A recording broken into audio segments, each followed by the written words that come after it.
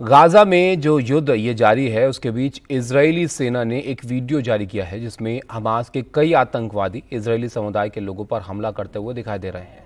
गोलियों और rocket launcher से हमले की ये तस्वीरें एक हमास आतंकवादी के हेलमेट कैमरे से शूट की गई हैं। बाद में हमास के इन आतंकवादियों को इजरायली सैनिकों ने मार गिराया।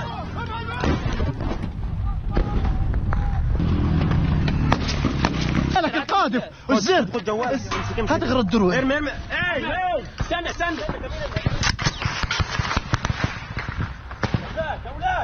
مين هاد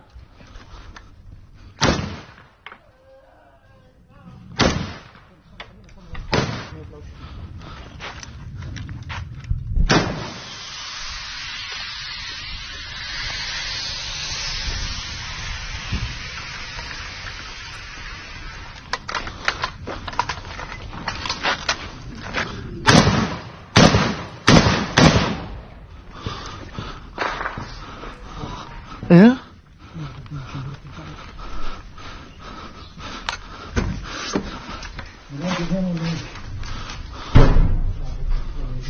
يفتح عرضك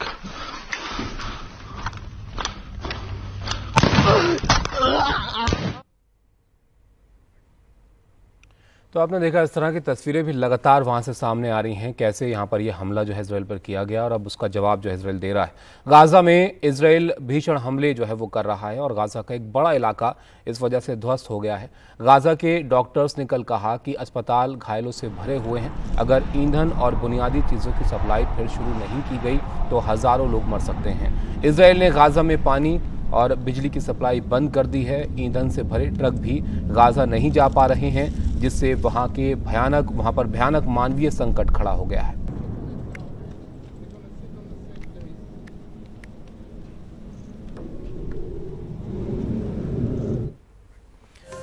एक ब्रेक के लिए हम यहाँ पर रुकेंगे। ब्रेक के बाद आपको खास बातचीत दिखाएंगे मनीष तिवारी के साथ। चल हाजिर होता है।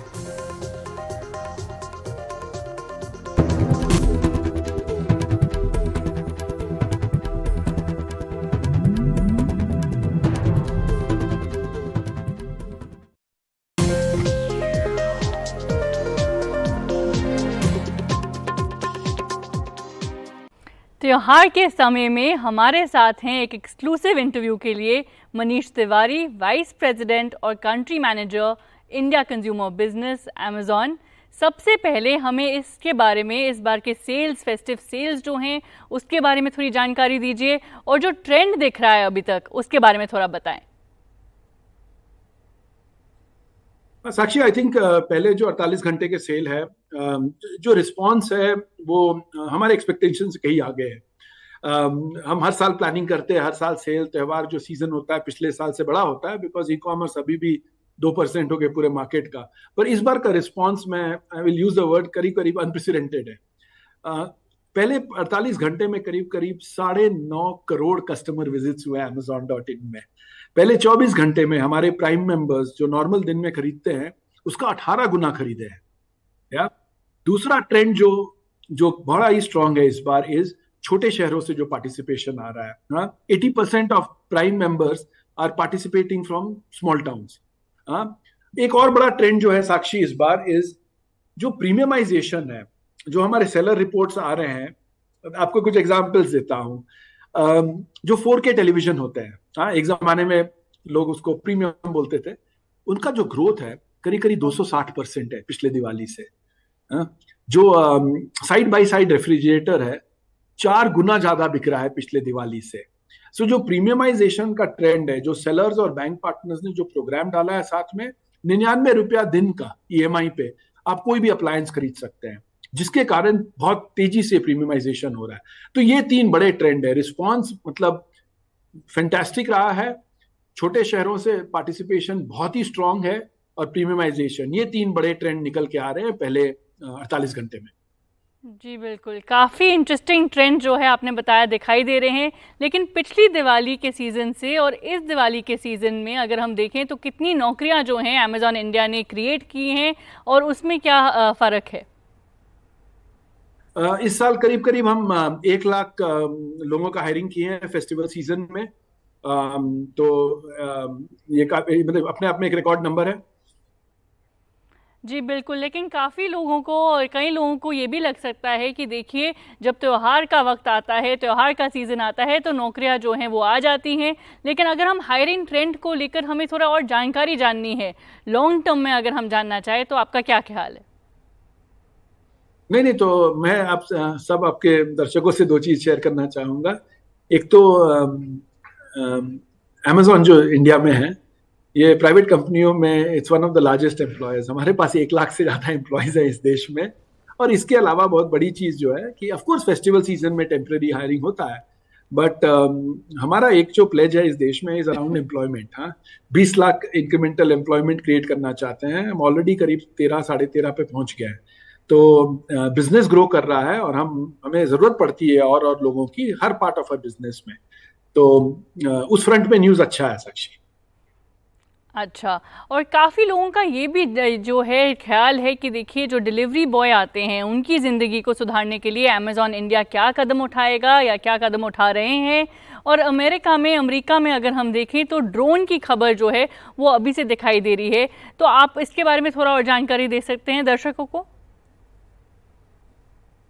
साक्षी, आज के दिन में हम एक कैंपेन चला रहे हैं, हर दिवाली में चलाते हैं, जो कि हम अपने एम्प्लॉयज को और ग्राहकों को बोलते हैं कि जितने डिलीवरी एजेंट आते हैं, अभी सेल इतना हो रहा है, वो इतना बिजी हैं कि आप जब भी वो आपके घर पे डिलीवरी देने आए, उनके लिए रिफ्रेशमेंट्स रखिए। बिकॉज उन्हीं के कारण ये अमेजोन आज के दिन आप सबको इतना जल्दी जल्दी, मैंने कहा ना, 10 lakh packet same day deliver हो गए, पहले पड़ता 48 घंटे में। मैं आज अपने बैंगलोर के जो लार्जेस्ट फुलफिलमेंट सेंटर है वहां बैठा हुआ हूँ, और अब मैं दोपहर को निकलूंगा अपने डिलीवरी एजेंट्स के साथ डिलीवर करने के लिए। तो डिलीवरी एजेंट्स और हमारे कस्टमर सर्विस एसोसिएट्स हमारे पूरे बिजनेस के हार्ट पे रहते हैं। सो हम उनको ऐसे ही देखते हैं। अपने ड्रोन डिलीवरी की बात की, बड़ा इंटरेस्टिंग नया एरिया है। टीम्स हमेशा एक्सपेरिमेंट करते हैं, पर अभी इंडिया के लिए कोई स्पेसिफिक ये नहीं है उस पर। जी बिल्कुल, लेकिन आगे जाकर एआई का जो है दौर आ रहा है, जेनरेटिव एआई का, ई कॉमर्स पर क्या इम्पैक्ट आएगा और आगे जाके क्या इसका असर आ सकता है? अमेजॉन इंडिया इसके बारे में क्या सोच रहा है? साक्षी, हम हमेशा टेक्नोलॉजी को, हमारी ये सोच रहती है कि कैसे हम टेक्नोलॉजी यूज करके अपने सेलर्स और कस्टमर्स को हेल्प करें। मशीन लर्निंग तो हम जब से अमेजॉन शुरू हुआ है तब से यूज कर रहे हैं। जो लार्ज लैंग्वेज मॉडल्स या जनरेटिव एआई की आप बात कर रहे हैं, मेरे हिसाब से, हम सब लोगों जो अमेजॉन में काम करते हैं, हमारे हिसाब से ये गेम चेंजर है। 2 महीना पहले हमने संभव में अनाउंस किया एक ऐप जिसका नाम है अमेजॉन सहाय।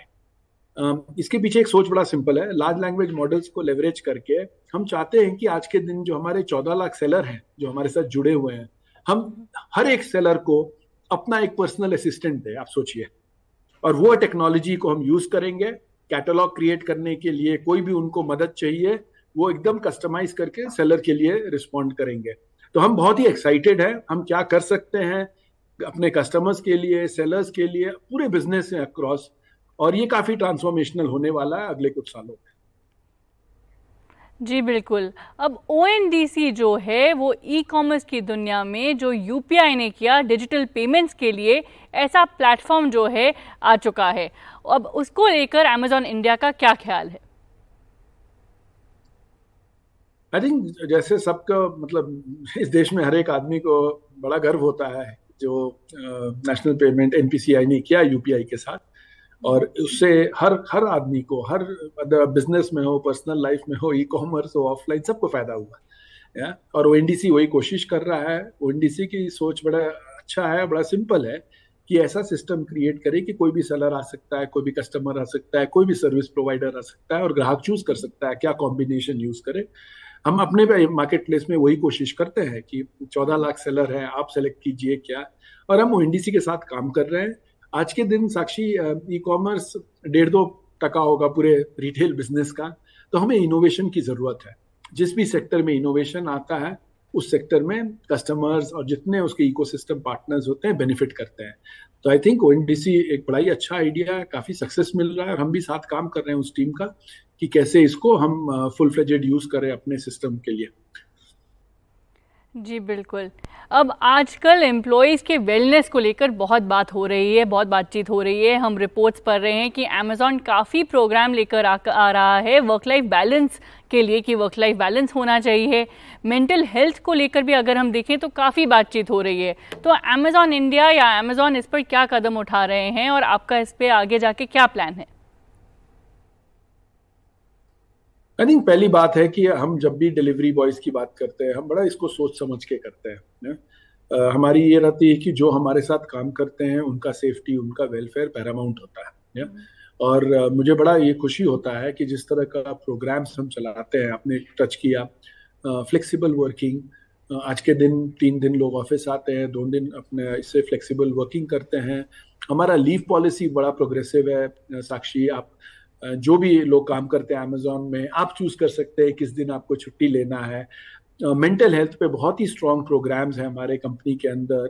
हमारे पास एक कनेक्शंस करके टूल है जिसमें हर रोज जितने भी एम्प्लॉयज है, 1 लाख से ज्यादा एम्प्लॉयज हैं इंडिया में ही, वो फीडबैक देते हैं हमको कि क्या हो रहा है, क्या बेहतर हो सकता है। तो मुझे बड़ा खुशी होती है आपके साथ शेयर करके कि जो प्रोग्राम्स हैं एम्प्लॉय वेलफेयर के लिए, डिलीवरी एसोसिएट्स के लिए, कस्टमर सर्विस एसोसिएट्स के लिए, हमें बड़ा उस पर गर्व है। और हमको जो फीडबैक मिलता है अपने एम्प्लॉयज से, हम बड़ा सीरियसली लेते हैं। और हमारी ये इच्छा है, one of the leadership principles is around being the earth's best employer, और हम उसको बड़ा सीरियसली लेते हैं और बड़े स्ट्रक्चर्ड वे में काम करते हैं to make every day better for our employees. जी बिल्कुल, बहुत बहुत धन्यवाद इस इंटरव्यू के लिए और आपके समय के लिए। एनडीटीवी इंडिया पर खबरों का सिलसिला एक ब्रेक के बाद जारी रहेगा।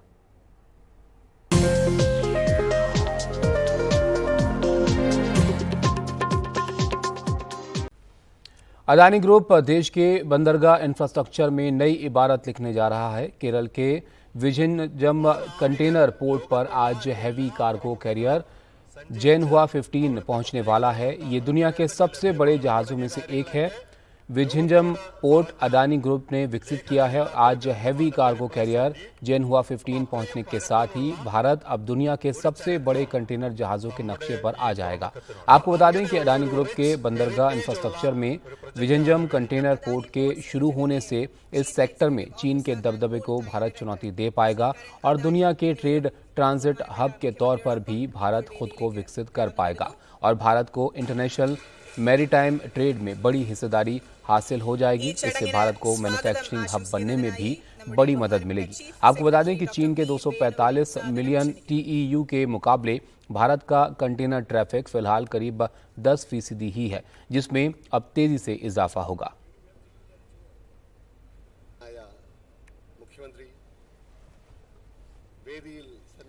गैंगस्टर गोल्डी बराड़ ने फिर से धमकी दी है। उत्तर प्रदेश के रामपुर के कारोबारी को धमकी दी गई। वॉइस नोट भेजकर ये धमकी दी गई गोल्डी बराड़ की तरफ से और वॉइस नोट के जरिए 2 करोड़ रुपए की मांग जो है वो यहां पर की गई।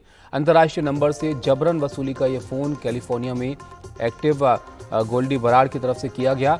एनडीटीवी इस ऑडियो की पुष्टि नहीं करता है। उत्तर प्रदेश पुलिस ने इस मामले में धारा 504 और 507 के तहत केस दर्ज किया है। एफआईआर के मुताबिक 10 और 12 सितंबर को फोन आया था। फोन करने वाले ने खुद को लॉरेंस बिश्नोई गिरोह का सदस्य गोल्डी बराड़ बताया था।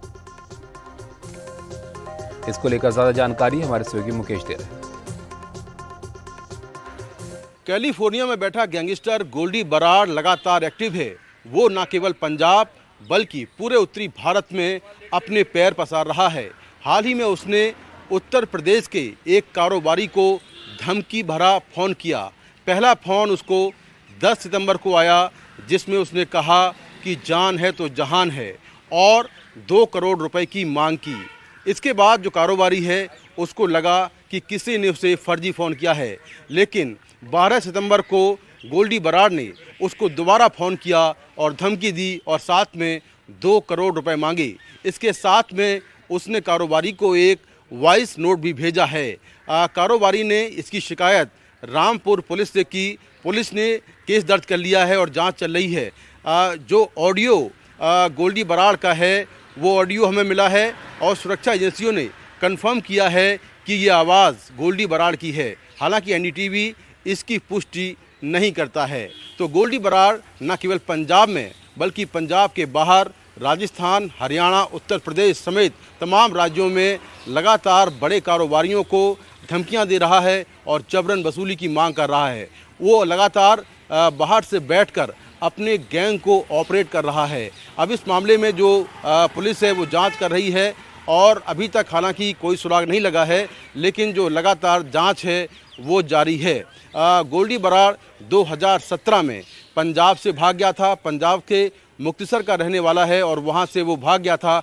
पहले वो कनाडा गया और कनाडा में बैठकर उसने लगातार अपने गैंग को ऑपरेट किया। वहाँ से सिद्धू मूसेवाला हत्याकांड में भी उसका नाम सामने आया था, उसका वो मास्टरमाइंड है और एनआईए ने भी उस पर इनाम रखा हुआ है। लेकिन जो ताज़ा अपडेट है वो यही है कि गोल्डी बराड़ कनाडा से अब भाग गया है, क्योंकि वहाँ पर उसके राइवल गैंग उसको मारने की फिराक में थे। इसीलिए वो कैलिफोर्निया में है और वहाँ से बैठकर लगातार अपने गैंग को ऑपरेट कर रहा है। और सबसे जो बड़ी बात है कि वहाँ से लगातार जो बड़े कारोबारी हैं या जो दूसरे कारोबार में जो बड़े लोग हैं उनको वो लगातार धमकियाँ दे रहा है और जबरन वसूली की मांग कर रहा है। दिल्ली पुलिस ने उसके खिलाफ भी केस दर्ज किया है जबरन वसूली का। तो इस तरह से अलग अलग राज्यों में उसके खिलाफ कई सारे मामले दर्ज हैं, लेकिन वो लगातार बाहर से बैठकर अपने गैंग को ऑपरेट कर रहा है। नई दिल्ली से कैमरामैन संजय कौशिक के साथ मैं मुकेश सिंह सेंगर, एनडीटीवी इंडिया। यहाँ पर आपको बताएं कि संविधान निर्माता डॉक्टर बाबा भीमराव अंबेडकर की विदेश में सबसे ऊंची प्रतिमा अमेरिका में मैरीलैंड में बनाई गई है और 19 फीट ऊंची इस प्रतिमा का शनिवार को यहाँ पर अनावरण किया गया।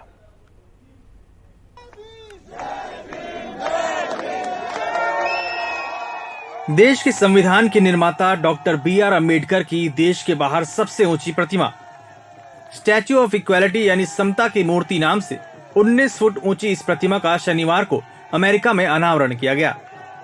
ये प्रतिमा मैरीलैंड के एकोकीक स्थित अंबेडकर इंटरनेशनल सेंटर का हिस्सा है। We gave this contract to Mr. Ram Sutar.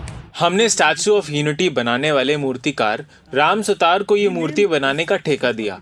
उन्होंने बहुत अच्छी मूर्ति बनाई है। हमने इसे स्टैच्यू ऑफ इक्वालिटी यानी समानता की मूर्ति नाम दिया है, क्योंकि हम किसी भेदभाव में यकीन नहीं करते हैं। इस मौके पर भारतीय अमेरिकी लोगों के साथ साथ बाबा साहेब के अनुयायियों का उत्साह देखते ही बन रहा था। सबको यकीन है कि ये प्रतिमा दुनिया भर में बाबा साहेब के आदर्शों के प्रसार में अहम साबित होगी। This is a historic moment for many, all of the Indian Americans. ये भारत से आए भारतीयों और भारतीय अमेरिकी लोगों के लिए एक ऐतिहासिक लम्हा है। हमारा मानना है कि ये अमेरिका के सभी लोगों और सभी राष्ट्रीयताओं के लोगों के लिए एक केंद्र बिंदु होगा। Black, Hispanic, all the nationalities. यहाँ पे हम एक वर्ल्ड क्लास का एक मेमोरियल सेंटर बाबा साहब को डेडिकेट करना चाहते हैं और हमारा उद्देश्य है कि अगले 5 साल में इस काम को हम पूरा कर पाएंगे। मैरीलैंड में स्थापित समता की ये मूर्ति बिल्कुल हैदराबाद में बाबा साहेब अम्बेडकर की दुनिया की सबसे ऊंची मूर्ति जैसी है। हैदराबाद में बाबा साहेब की मूर्ति इससे 6.5 गुनी ऊंची यानी 125 फीट की है। Bureau report, NDTV India. Break के बाद आपका स्वागत है और अब बात करते हैं 5 बड़ी खबरों के बारे में। आज की टॉप 5 न्यूज़ बताते हैं आपको। इसमें सबसे पहले खबर टीएमसी सांसद महुआ मोइत्रा से जुड़ी हुई है, जिन पर घूस लेकर संसद में सवाल पूछने का गंभीर आरोप जो है वो लगा है। और दूसरी खबर यहाँ पर इजराइल से, जहाँ पर अब ज़मीन और समंदर से हमले की तैयारी में इजराइल है। उधर यूनिसेफ ने जल्द गाज़ा में युद्ध विराम की अपील की है और 6 महीने में पहली बार शून्य से ऊपर जो थोक महंगाई दर है वो रह सकती है। आज आंकड़े इसको लेकर जारी किए जाएंगे। वहीं वर्ल्ड कप जो चल रहा है क्रिकेट का, उसमें बड़ा उलटफेर हुआ है। यहाँ पर अफगानिस्तान ने इंग्लैंड को हरा दिया है, जो सबसे नीचे अब इस जो टैली है इस वर्ल्ड कप में, उसमें ऑस्ट्रेलिया सबसे नीचे पहुँच गया है। तो ये 5 बड़ी खबरें हैं जिस पर आप अपनी राय भी हमें पहुँचा सकते हैं।